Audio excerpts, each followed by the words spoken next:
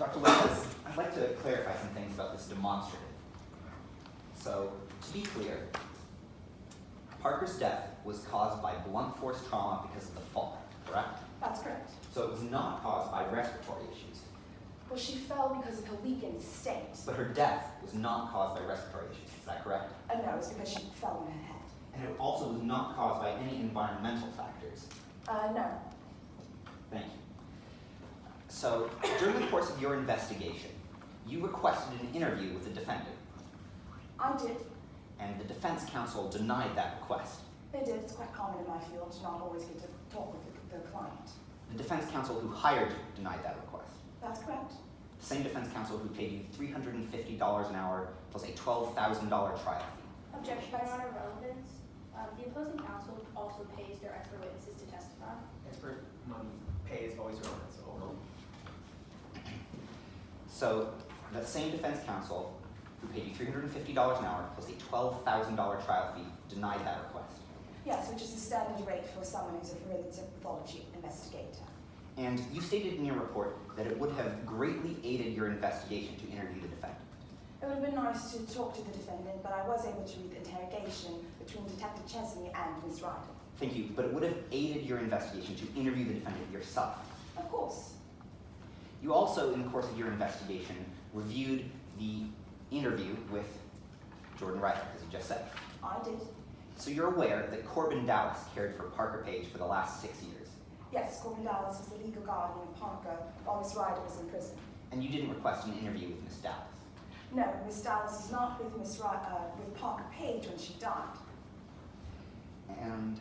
But you did not request an interview at all, is that correct? It wasn't needed to. Now, during the course of your investigation, you never examined the body of Parker Page. No, it's quite common in my line of work where I don't get hired until months after the fact. Bodies have a short window of time when we're actually able to conduct the autopsy, which is why it's very important that the first medical examiner put all the relevant observations that they noted, as Dr. Quincy did. But it would have been ideal to examine the body yourself, is that right? Of course, but I wasn't hired until months after the autopsy actually happened and her body was buried at that time. Thank you, Dr. Lopez. I'd like to talk about the process of you being hired. You work for Forensic Expert Pathologists, LLC. Forensic pathology experts. I see, thank you. And in over 70% of the cases that you investigate, you're hired by the defense. Yes, that's true. And recently, there was an ethical investigation into your firm. Yes, my partner, Beauregard Brenda, failed to file the necessary paperwork. And during that investigation, Dr. Beauregard's license was suspended for his unethical behavior, is that right?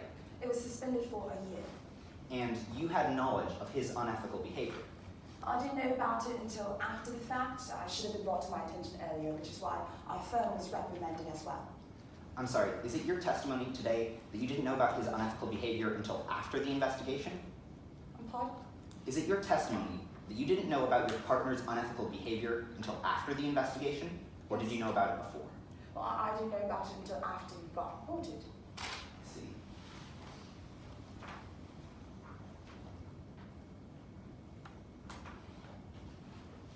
Approaching the opposing counsel. Sorry. May I approach the witness with their statement? Show the counsel first. Right, yes, of course.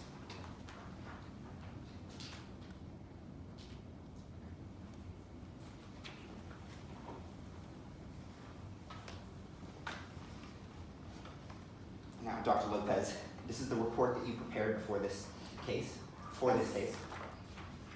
and you signed the report at the back, I did.